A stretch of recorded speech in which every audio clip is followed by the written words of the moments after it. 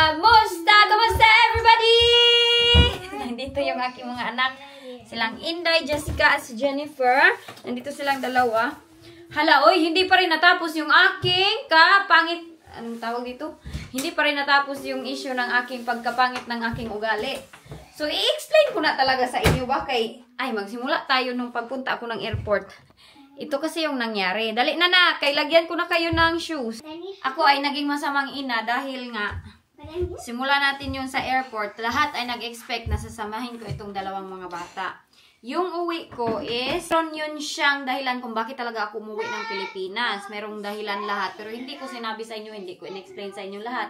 So, naintindihan ko din na nagwa-wonder yung iba, lalo na yung mga kababago lang nanonood sa aming channel nung time na yun. Iwan ko kung nandyan pa ba sila ngayon, pero hindi ko alam, parang wala na siguro sila. Dahil nandito na tayo sa UK. Ganun pa din yung aking color, medyo maitim pa rin, pero gusto ko maging maitim. So, pag alis ko dito, yung mga nanood sa akin, nagsubaybay, nakita nila na madami akong binili ng mga chocolate, meron akong dinilang mga gadget, ganun, madami talaga akong basa din na comment na, Inday, ano, may nakakaintindi sa akin, pero madami talaga ang hindi nakaintindi sa akin. Hoy! Sama na yung socks!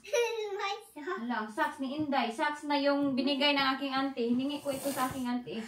Get the, that's too big for you. Get the kuan. Para kang kuan, oh. Tapos baliktad pa. Ay, Jessica. Hindi na naman yan siya makikinig. My shoes on. So, yun na yun, di ba? Nag-prepare ako. Nakita nyo, nag-prepare ako. Nag-ano kami ng mga bata. Namili kami ng mga bata. I put my finger. So, lahat nga nag-expect, pagpunta namin ng airport na dadalhin ko ang mga bata. Pero nung hindi na nila nakita yung mga bata, na hindi pala kasama yung mga bata. Ang daming judgment na natanggap ko sa mga netizens! Sa mga tao na hindi ako naintindihan. Dito sa UK, yung issue ko is pagiging moody at pagiging depression. So, maraming nagsasabi sa akin na, alam nyo ba, sobrang hirap pag nandito ka sa social media kasi hindi mo lahat ma-please, hindi mo lahat ma-explain sa kanila kasi kung ano yung sa kanila, yun na talaga. Kung ano yung mako-comment nila, yun na talaga. So, dito sa UK, palagi ako sinasabihan na ako ay may depression, dapat ako magpa-check up, baliw ako, yung mga judgment na mga ganun ba. Sobrang dami na. Dapat ako magpa-psychiatrist, dapat magpa-check up. Alam nyo ba na nagpa-check up na talaga ako sa doktor dito? Kasi libre naman ang doktor dito, di ba? Pumunta na ako dito. Tapos, yes anak, wala naman talaga daw akong something sa utak. Agoy, yun talaga yung kanyang sinuot. Dahil, ito daw is cause lang ng ang depression ko, cause ng weather, cause ng pagkakami sa pamilya, every ilang years, 10 years ako hindi nakauwi. So, yun yung reason. At dito sa UK, wala akong mga sobrang close na family. Walang ganun na. Nakita niyo yung buhay ko doon sa... Yes, that's so nice. Buhay ko doon sa Pilipinas. Sobrang saya namin. Tawa kami ng tawa. Yun din, isa din yun. Problema pa nila yung aking sobrang tawa ng tawa. Yun naman talaga yung aking personality. Dito pa, palagi na akong nasasabihan yan dati. Bakit ka palaging tumatawa? Wala namang nakakatawa. Kami kasi mga Bisaya, palagi kami natatawa sa aming mga sinasabi kahit walang nakakatawa. Hindi naman lahat ng Bisaya na ganun. Pero kami sa aming family, while we grow up, ganun kami sobrang, ano lang talaga namin, yung banding namin, yung tawa namin. Pero sa iba kasi, iwan ko, parang tinatawag nila kami, mga baliw, mga tanga, ang daming judgment ba? So pag alis ko, ako yung naging masamang ina dahil sila daw, hindi daw nila. Huwag niyong ikumpara yung situation ko, yung character niyo at character ko sa inyo. Dahil iba-iba tayo ng karakter. Huwag niyo akong igaya sa inyo na sila daw, hindi daw nila kaya na iwanan yung kanilang mga anak kahit nandyan pa yung asawa nila magbabantay. May reason nga ang lahat. Lalo na yung, paano talaga yung mga abroad na nanay? Kasi kami, maliliit pa lang kami, si nanay nag-abroad na. Magiging masama pala siyang nanay. Ganon. Hindi natin dapat ginajudge ang mga tao ba na ganun. Kasi nga, may reason sila. Lalo na para sa mga anak at para sa kinabukasan yung reason. So, ako yung naging masama. Pero tanggap ko na yun. Kasi palagi naman talaga akong masama dito. Meron naman nakakaintindi sa akin na thank you sa inyo lahat. Alam ko kung sino kayo. Alam niyo kung sino kayo. Nandito ng kanilang papa. Hi. Dali. You're very smart. You three. Mommy said we go nonsense. See you? Yeah. Yeah, where's your jacket? Is it cold? Outside? So, Outside? it's a little bit cold. So yun na nga, may sabi ko sa inyo, mayroong I reason don't want a lahat jacket though. na kung bakit ako umuwi ng Pilipinas. Hindi naman dahil hindi ko mahal yung aking mga anak. Na-question nyo pa yung pagmamahal ko sa aking mga anak, pagmamahal ko sa kanya.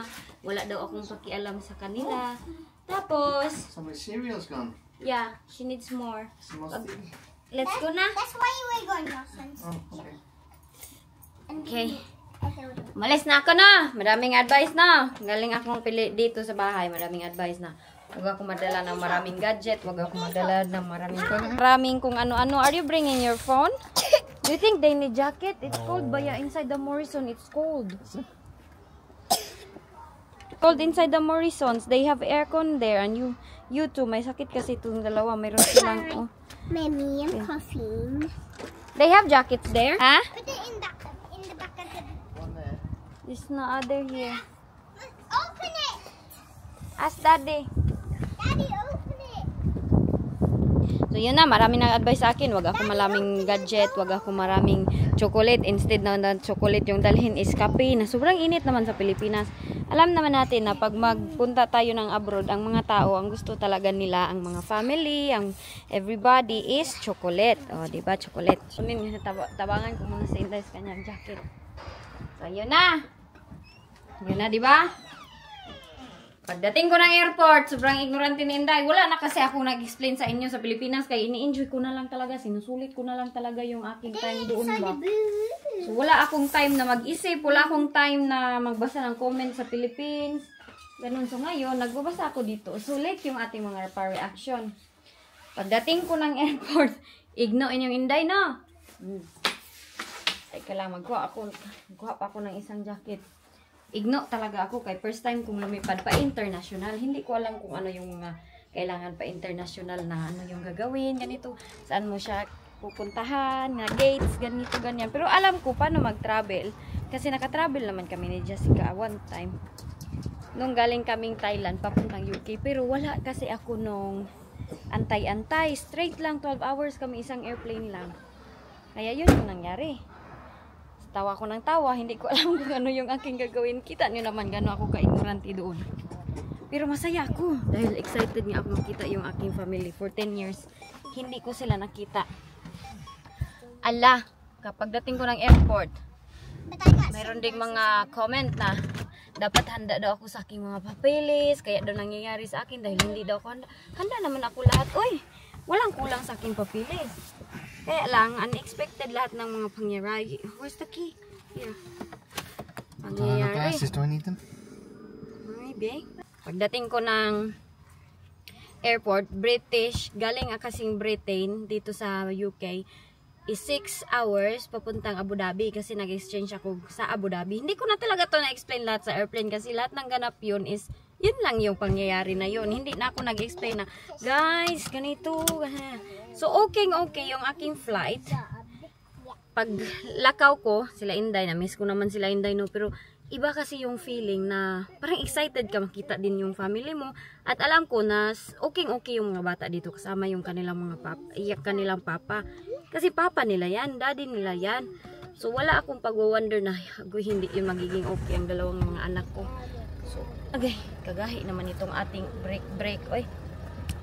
So, kaya ganon, kampante ako na happy ako sa aking mga ginagawa, happy ako. So, pagpunta doon sa airport, nagtatanong naman ako doon, hala, umuuyog-uyog siya. Kagahi naman ito. Uy, paano man? Why, it's too... Mag-drive muna ako, eh. Are you okay there lang? Mag-drive muna si Inday. Just turn that off. Ngayon pa ito lumabas yung ating sunlight dito.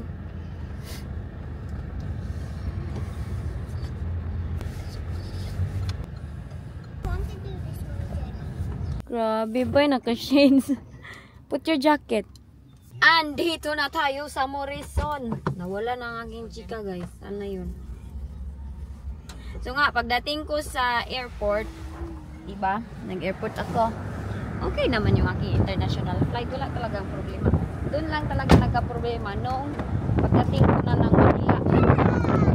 Your Manila pa lang. Sinubok na ako Manila pa lang dahil sinabihan ako ba na ang mga tao doon is nag-jump na sila into conclusion. Wala ka kahangin. Grabe naman itong hangin dito, oy. Oh, wala pa rin tayong sunlight dito. One of the thing na makain, ha? What's wrong? Put your phone lang. Naunsa man na imong face? Why there's a lot of white? Did you wash your teeth? Jenny, put your phone. Okay, it's cold now. She don't want. Bihawa, bihawa. Has this one got big pockets? Yeah. Why? She wants to take a phone with her. She's addicted to it, Jennifer. So pagdating ko pa lang ng Manila Airport, no, kaya na-late na nga ako kaya hindi ko alam kung saan maglinya. Na-explain ko na tubay sa dating vlog pero hindi pa rin maintindihan. Kay wala nga tumulong sa akin doon sa airport. Ala, grabe yung hangin. Tintog na lang ka diha, Jennifer. Let's go, let's go. Oh, it's cold. Hello. Hello. Quickly? Agoy, unsa naman ka lang. Maybe she needs to go sit in that basket. She want to sit down. Jenny. Nak.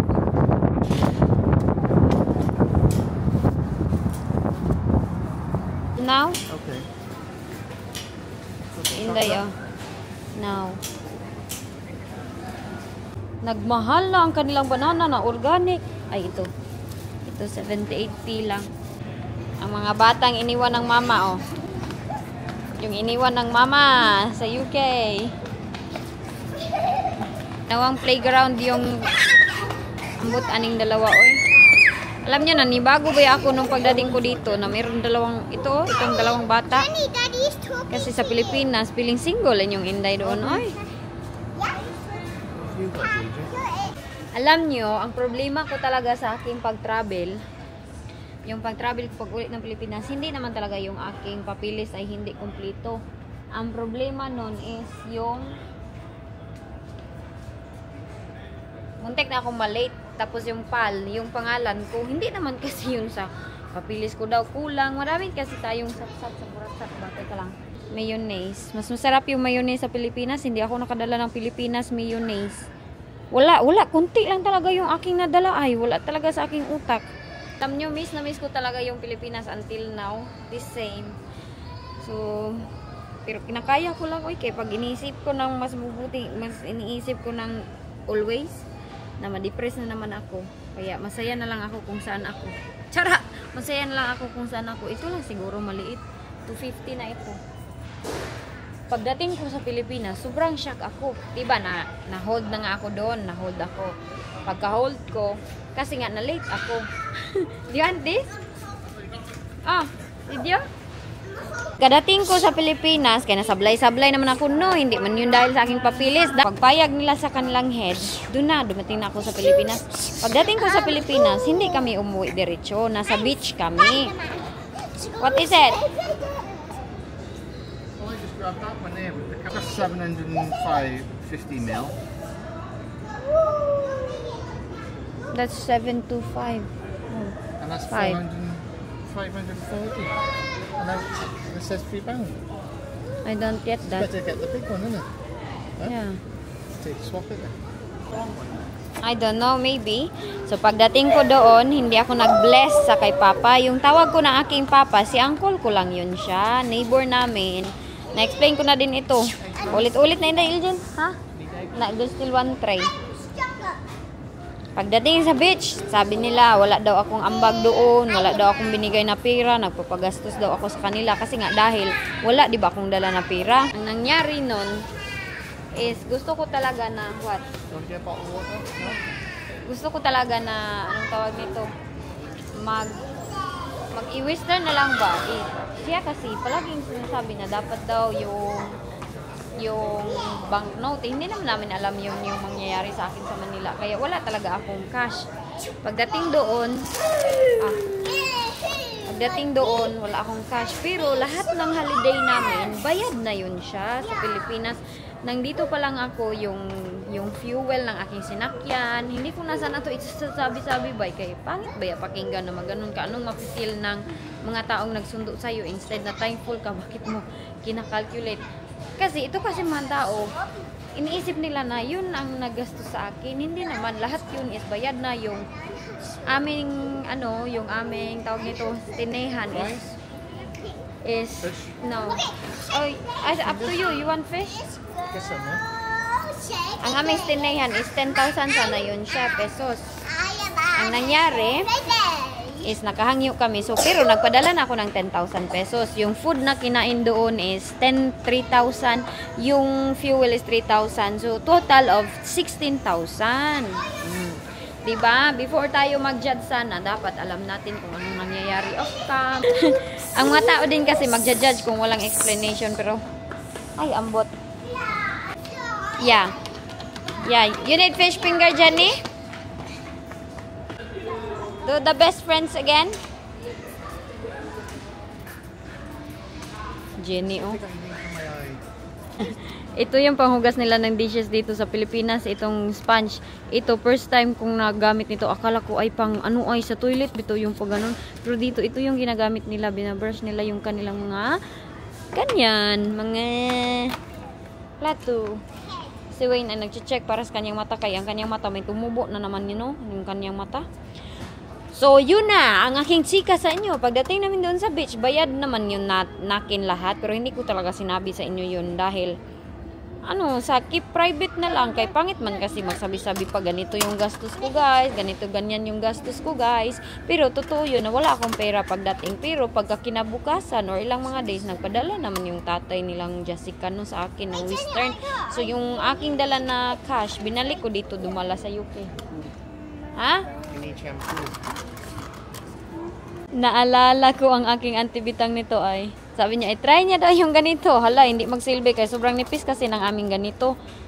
Ang sa Pilipinas, yung makapal, maganda talaga yung ating ganito sa Pilipinas. Lalo na ako, ito yung ginagamit ko sometimes o yung pitit. Yan, pitit pads. I think it's for storage. Nandito kami sa Baksak Presyo.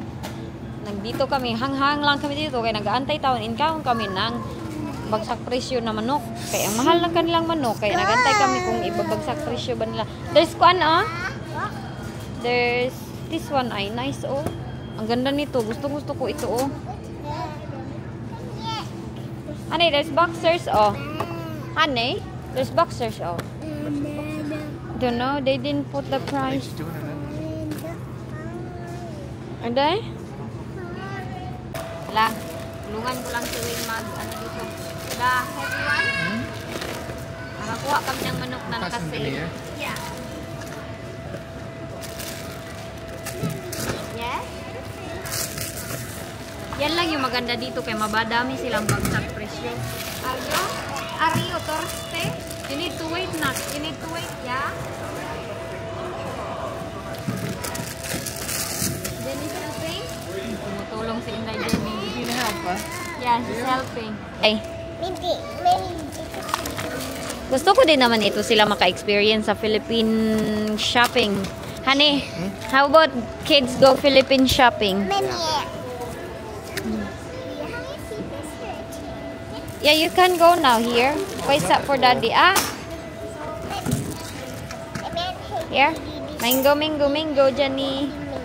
Ang mahal ang mango dito. Doon, habang doon sa Pilipinas, libreng-libre lang sa aming province. Yes.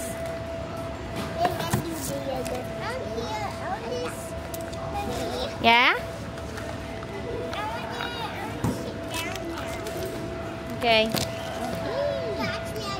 Yan oh. It's free in Philippines. Is it? Oh yeah, because you got a big massive tree there, haven't they? Yeah. King vlog na nagkuha kami ng mangga. Hala, libre lang. Lahat ay libre. Kaya masaya-saya talaga ako dito. Doon, kahit wala akong ligo. Sobrang saya ni Inday Ilgin doon. Kahit wala akong ligo. Di ba pagdating ko galing sa beach is doon na ako sa aking uncle nagstay. Hindi kami pumunta diretso kay uncle. Sour freeze pops. Yeah, it's sour daw. Diretso dahil si Uncle Bert, yung tinatawag ko na papa, nag-worry sa amin na umuwi kami na gabi na. So doon na kami nagpalipas ng oras, nagpalipas ng araw. Tapos yung nakita nyo na wala akong bihis-bihis doon, kay sa isang araw, ang haba ng akin na vlog. So, kinat ko na lang siya into tatlo baby's mga eyes. vlog. Ha? Beautiful eyes. Ah. So, hinati-hati ko na lang yun. Pero totoo yun na hindi ako nakakaligo everyday. Kaya sometimes walang tubig. Sayang naman, gamitin na lang namin pang hugas. Pero, huy, sobrang masaya. May nagsabi sa akin, Inday Elgin, paano ka maging masaya dyan? Parang nagpe-pretend lang daw ako yung happiness ko. But deep inside, hindi talaga ako ganyan na pagkatao. Kung nakikita nyo na masaya talaga ako today. Kung nakikita nyo na sad ako today. Pag moody ako, depressed ako. Ganyan ako. Kaya sometimes pag nag-away kami nitong isa, hindi talaga ako nagbablog. Kaya nakikita sa vlog ba. So pagdating doon, yun ang nangyari na parang wala akong bihis. Kasi nga, isang long vlog yun siya na sobrang haba. So doon kami nakitulog kay Uncle. Niya, dito lang muna kayo sa amin. Kaya wag mo nang umuwi dahil gabi na. Yun yung nangyari. Galing sa surprise ni Albert, doon na kami nakitulog hanggang nabukasan. Tapos kung saan-saan lang kami pumupunta. Halimbawa ngayon nandito ako sa aking isang uncle dahil lahat ay mga uncle ko doon, mga auntie. So makikikain ako dito sa isa, halubilo, makikisnack. Doon kami nakikiligo. Ah, ito pala. Oh, that's so nice. Wow, that's so nice. Ito yung explanation ko kung bakit kami, kung saan nakaligo doon. Silang Sheila, si Papa, yung tinatawag ko na Papa, meron silang baril. Yung baril ba na malaking punduhan na ng tubig, yung gano'n na parang blue. Doon kami naligo. Dahil doon kay Mama Nurse, yung blue na bahay, doon ay meron siyang gripo. Meron silang tubig ba na galing sa ibang source. Kaya pag merong tubig, nakakapundo sila ng tubig. Kaya doon ako nakiligo. Pero hindi naman ibig sabihin na sad yung life namin doon sa probinsya. Alam nyo ba? Yan yung masaya sa amin doon na lumaki sa probinsya dahil mahirap yung aming buhay. Sanay na sanay kami sa ganun yung buhay. Kung ganun yung buhay namin at para sa iba sad na yun, sa amin happy na kami doon. Kasi, wow, that's very nice. Dati, mas malala pa yung aming doon. Mas malala pa yung aming life dahil dati wala talaga kaming tubig. Wala talaga kaming tubig sa aming bakuran kaya nakikiligo lang talaga kami pero masaya kami. Ganun kasaya sa probinsya. Kung saan-saan lang yung inyong mga auntie, uncle, kung saan-saan ka lang manghingi ng galon. Tapos yung galon, may nag-comment din sa galon na kinuha, ninakaw ko lang daw yung galon. Hala, uy, nasabi ko talaga na hala, grabe yung judgment ng mga tao dahil hindi nyo alam yung nangyayari off-cam. Si Sheila, yung mama ng mga bata at tsaka hindi ko napakilala sa inyo yung mga nakilala ko dahil sa sobrang saya ko na overwhelmed yun talaga ako. Uy, hindi ako kaingon na ito pala si Papa Bert, hindi ko to siya Papa, pero Papa yung tawag ko sa kanya. Ito si Sheila, yung anak niya, yung lalaki, yung kapatid niya, ito yung mga anak niya. Hindi na ako naka-introduce sa inyo lahat, sa aking mga cousin, aking mga uncle. Pero dahil masaya nga ako, ngayon pa ako nakakaisip ng ganitong mga vlog na nandito na ako sa UK kasi ngayon pa nagsing-in sa akin. Sabi nga ng aking kapatid si Ayin, sabi niya, parang dream lang talaga lahat, parang damgo daw lahat ba na nandun ako kasi parang ang bilis-bilis ng panahon. Nandun pa lang ako ngayon, nandito na ako, ganun yung naisip talaga namin. So ganun kasaya yung buhay probinsya. Sa mga nakatira ng probinsya, makaka-relate kayo kung gaano kasaya yung buhay probinsya kahit hindi nyo need ng maraming pera, hindi nyo need ng maraming material, sobrang saya-saya nyo na. Kasi kami, wala naman kaming madaming pera. Pag uwi ko, wala akong madaming pera. So sinabi nga nila is kumprahan ko daw sila. Instead na i-shopping ko yung money, is binibigay ko sa kung saan ako nakitulog, kung saan ako nakikain, doon ko binibigay. Tapos hindi ako nag-shopping para sa kanila, para yung owner ng bahay, sila na yung bahala, di ba? Kung ano yung gusto nilang kainin, ganun. Pag kumpra pa ako doon sa market, tapos hindi naman pala nila makain dahil hindi type ang food, ganun ba? So instead na ako yung mamili, binibigay ko sa aking uncle, binibigay ko sa aking auntie, or sa kanila. Ang gusto ko lang talaga sa kanila doon, hindi sila gaya ng mga nagko-comment sa baba na mga judgmental, bitaw na ano ka ba, wala kang pasalubong sa kanila, ano ka ba, wala kang binibigay na wala kang ganyan. Wala silang in-expect sa akin. Kaya ako sobrang masaya doon dahil hindi sila, galing abroad, walang pasalubong. Hindi sila ganon. Basta nakauwi lang ako, nakita ko sila. Yun, importante na yun sa kanila. Let's go, anak. Pero masaya naman sila. Hindi sila na inisip na burden ako. Sobra yung pag-love nila sa akin. Kaya pag uwi ko, grabe si Inday. Are you going, Mummy? Yes? Can you turn right to the petrol station? We go petrol? Oh no, we go petrol day. Okay. Come na, Jessica, Jenny. Can you wait till you get to the garage, AJ? At may nagsabi, bakit itong dalawa hindi ko sila natawagan? Hindi naman din kasi lahat nakita sa vlog. Pagdating ko pa lang doon, natawagan ko na siya first night pa lang, pero hindi nga talaga din kami always nagtatawagan nitong mga bata ng kailang papa dahil sa time din. Pero hindi lahat-lahat talaga naka-vlog na, naka-ano na. Wala na, hindi na talaga, iba na talaga. Tapos yung bahay na aming tinirhan, kay uncle nga yon. Doon ko kayo na tour dahil doon ko kayo dinala. The first day, doon lahat. Pero yung late na ang aming bahay na nasa Pilipinas talaga, kung nanonood kayo sa aming vlog, no? Jenny, come here na. Hindi man ito nakikinig yung isa. Kung nanonood kayo sa aming vlog, no? Alam nyo ang history ng buhay ko. Yung mga matagal na talaga nanood sa amin, alam ninyo kung ano yung ganap, alam ninyo kung saan yung aking mama. Dahil hinahanap nila aking mama, meron daw akong madrasta. Hala, naabot na sila sa madrasta, sa mama, sa mga stepsister, sa mga... Wala mga akong stepsister doon. Ay, wala naman akong ano doon, half sister, half brother. Let's go na kay we're going home. Si Jenny, ang hindi nakikinig. She's not listening. Jenny, you want a juice? Jenny! The phone's in my pocket. Jenny, come. Play with your phone. At isa din sa nakapagkampante sa akin is itong mga bata, hindi nila ako namimiss. Dito sa UK, wala silang iyakan. Happy lang sila, nakasama nila yung daddy nila. Kaya ako din doon, sobrang happy ko talaga. Without expectation, yung mga tao doon sa akin, meron naman akong pasalubong sa kanila. Pero hindi ko na nga lahat binidyo. Auntie, oh, pasalubong para sa'yo, Inday, Dudong, ganito, ganyan. Wala, ako lang daw kasi yung umuwi na wala daw pasalubong daw. Bakit ba natin pakialaman yung buhay ng tao na hindi naman din natin alam kung ano yung nangyayari off-cam, diba? Ako, may dala akong pasalubong pero hindi talaga madami dahil hindi din naman kami mayaman dito sa UK. Oy, pangit yung ating mga mentality na ganyan na iniisip natin galing UK, dapat may bahay na, dapat may ganito, dapat may ganyan, magara ba? Nako, ako yung pamilya ninyo, hindi ako magiging happy kay grabe yung expectation ninyo sa akin. Pero luckily, dali na ba? Kay daddy, ala, wala nas daddy. Daddy gone now. Go there. Swerte ako sa aking family dahil wala silang expectation sa akin. Kaya sobrang lucky ako ba. Doon ako naging happy. Agay. Come na ba? Doon ako naging happy, masaya. Kaya sobrang healthy ng aking body and health, mental health doon. Dahil sa mga tao din nakakasama ko doon everyday. Nagalit na sa Inday kaya ayaw niyang umuwi. Alam niyo ba kung sinong naalala ko sa mga tao? Grabe mang judge. Hala, grabe man ang hangin, oy. Hala, naunsa naman eh. Uy, si Bako. Ayun pa, ang init dito sa UK. Sobrang late. Jessica, Jenny, hinaantay ko sila, oy, kaya ang tagal nila. Alam niyo, ang naisip ko kung sino yung mga nang-judge ba, nag-comment sa akin. Yung mga neighborhood, good mo, na galing kang abroad, grabe yung expectation nila. Ano ba yan? Abroad, walang bahay. Ano ba yan? Abroad, walang pasalubong. Ganyan kasi yung ibang neighbor namin. Pero luckily, wala na sila doon sa aming bahay. Malapit sa aming bahay ngayon.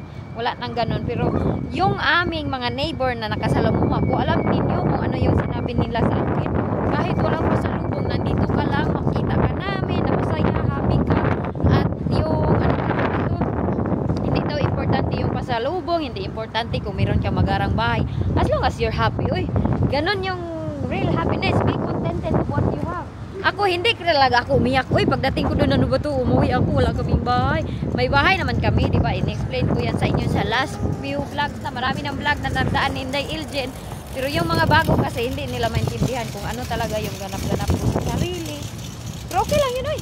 Okay lang yung mga maraming comment sa akin na masasakit. As long as na tayo, hindi tayo nakit sa kanila. Ganun yung iniisip ko. Yun yung importante na bahala yung ibang tao na manakit sa atin. Basta tayo, hindi tayo nananakit. At importante na happy tayo sa ating ginagawa. Kahit yung ibang tao, hindi naman sila happy para sa atin. Yes! Tapos yung mga uncle ko, yung mga family ko, yung sister ko, kontento na sila na nandun ako. Alam niyo, pagbalik. Oh no. We need to put that dakuan freezer. Happy sila, uy, sa aking dala ng mga pasalubong. Yung iba kasi hindi nila tinatapos yung vlog, tapos mang-judge na din ba? Wala man pamilya, wala talagang reklamo na yun sila nakakilala sa akin. Yung pa talagang hindi kilala ako, doon pa maraming reklamo sa akin. Natatawa talaga ako. Yung family ko happy-happy, yung ibang tao hindi talaga happy para sa akin. Yung iba na noong ibang tao hindi pa happy para sa akin, pero marami naman kayo nakaintindi sa akin at sobrang thankful talaga ako sa mga taong nagko-comment, nag-a-advise, Inday Elgin, enjoy mo lang yung Pilipinas life dahil paminsan-minsan ka lang dyan. Naiintindihan nila ako dahil 10 years ako hindi nakauwi. Ganun yung excitement ko, kaya ako always tumatawa kahit walang nakakatawa. Si Yaya Bika, yung hinag ko, nasabi ko, nagbigay sa amin ng bigas. Silang uncle, yung family ko, sila talaga yung tumulong sa amin. Kaya binalikan ko talaga yung mga taong naging part ng aking journey. Si Yaya, doon ako nagmana kay Yaya. Si Yaya, kahit wala nakakatawa, palagi yun siyang tumatawa. Siya yung inspiration ko na, hala no, ang ganda ng buhay na palagi ka lang tumatawa kay madami daw blessings dadating pag Home and make some lovely yummy pag-pag. What's pag-pag? Pag-pag. Pag-pag chicken. We're having pag-pag chicken. Pag-pag chicken. I'm just so happy, no? In the Philippines ba? And my shoes. In Philippines. Hindi ko lang din kasi kay si Wayne, supportive sa akin. Hindi niya talaga ako ninisturbo doon kahit hindi ako tumatawag sa kanila, hindi ko sila nakukontak. Alam niyo na, yung mga ganap namin. Diyan ni Doen? Sabi ng ibang nagko-comment sa akin na Inday Elgin, ganyan yung mga tao. Pag nakita nilang happy ka, parang hindi naman talaga ako yung tinutukoy nila sa comment section. Lahat ng mga babash, nagsasalita ng masama, hindi ako yung tinutukoy nyo. Yung tinutukoy nyo yung sarili nyo kahit dahil if you're not happy inside you, hindi ka talaga happy para sa iyong kapwa. Pero yung mga taong nagko-comment ba ng maganda sa akin, sila din yung happy. Sila din yung nakikita mo na real happy din sila sa kanilang buhay. Ganun lang talaga ang buhay. So sabi ng iba, hindi Elgin, oy, hayaan nyo yan sila. At hindi din ako nakikipag-away sa kanila. Oy, wala talaga. Hindi ako nakikipag-away sa kanila. Instead na mag-away kami, ay pinapasalamatan ko. Ay, maraming salamat, ma'am. Let's be happy with what we have or sino ka. Dahil alam ko, deep inside, ikaw, ako raging sabihan lang magpasay kaya, Tres, na ang hindi ko maintindihan, hindi ko naman silang inanon, di ba? Dapat sila yung magpasay. Sila yung mayroong something na hindi ka na nakita kanila, sila yung maraming masakit na salita para sa iyo. Ganun lang. Ganun talaga ang buhay. Mahirap mag-please the everyone. Yes. Hindi lahat ma-please natin, pero Yeah. as long as na-happy naman tayo eh. Is there man there? No?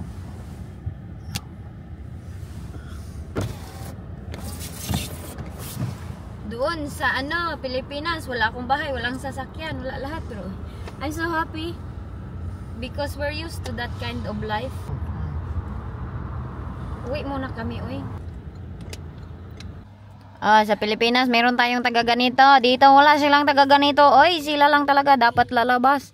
Tapos magbabayad doon. Nandito kami kami lagay ng diesel dahil ayan yung sasakyan ko, wala ng diesel. Wala na siyang ganito. Mas mahal ba yung presyo ng ating diesel dito kaysa sa Pilipinas? Ito siya is 1.2 something per liter. Ganito kasi yung problema sa atin. Pag ang tao sobrang tumatawa is baliw. Pag ang tao naman sobrang serious, boring. Pag ang tao naman naiiyak, moody, OA, or ano pa rin tinatawag nila, nadidepress, nababaliw. Pag umiiyak or umanan, pag tumatawa, baliw din. Yun yung mahirap kay madaming wala tayong patutunguhan. So we cannot please everyone accept the fact. Fuck! Accept the fact daw. Ang kulay ko, ganun pa rin ba? Gusto ko talaga ito. Nagbilad talaga ako sa init. Kaya, uy, mahal ba yan magpaitim dito sa UK? Are we going now? Thank you. Maghagoy na. Unsa na yun yung dalawa. Alam niyo, sobrang close na dalawa. Hoy, dali na.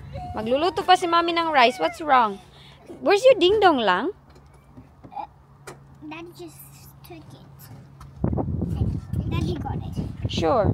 Yeah. Ganda oh. Wala na akong ganun wide lens. Nawala na dahil yun sa Pilipinas pag uli ko nawala. So hindi pa ako nakabili ngayon pero I think okay naman no? Parang okay siya na ganito lang. Hindi siya sobrang sunlight a little bit, but you need your jacket. It's still hot. Ay, it's still hot. It's still malamig ba? Kita niyo yung aming naglinis pala kami ng mga bata dito oh. Kailan ba kami naglinis? Ayan oh. Sobrang puti ng aming dito. Kami nila Jessica at Jenny, tinulungan ako ng mga bata. Ay, gawa na kung ano-ano. Sa isip ko ha, Pag hindi ko nakayanan yung aking pagka-depression dito, dahil meron pa rin akong, na-depress din talaga ako ng todo, imbes na pinauwi para hindi ma-depress, para ma-okay yung feelings. Mag-emergency ako, uwi ng Pilipinas ako. Ano naman i-isip ka? Uuwi, babalik na naman ng Pilipinas. Dahil palagi ko din itong i-mention sa aking asawa na pag hindi talaga ako nagiging okay dito, uuwi, babalik ako ng Pilipinas. So, naiintindihan naman niya kaya dahil nakita niya yung aking vlog. Sobrang saya ko kasi doon. Mga bata, ganun. Pero pag hindi ko nakayanan, babalik talaga ako ng Pilipinas ulit. Huwag kayo magalit sa akin. Ay, masaya naman ako dito, no? Huwag niyo akong sisihin. Masaya naman talaga ako dito.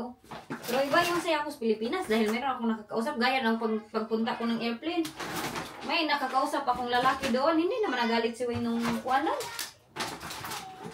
Oh, yung airplane ni Dailjen. So, ayun lang. Kung hindi kaya ni Dailjen, babalik tayo ulit ng Pilipinas. Oy, pila naman pagsakay ng airplane. Diba? Pila naman pagsakay ng airplane. Sabi sa akin, sana daw, dinala ko daw yung mga bata.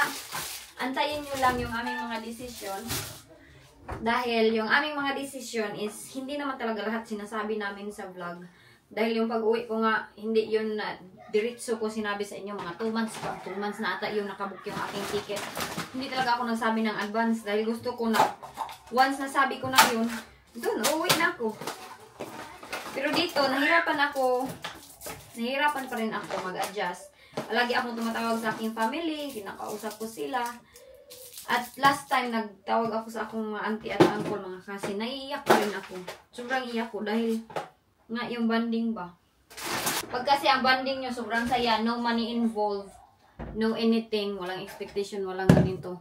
Gusto mo talagang pabalik-balik ka talaga ng Pilipinas dahil hindi ka burden, hindi mo na-feel ba na, hala, uwi na lang ako na UK, kay grabe yung expectation, walang ganun doon sa aming pamilya.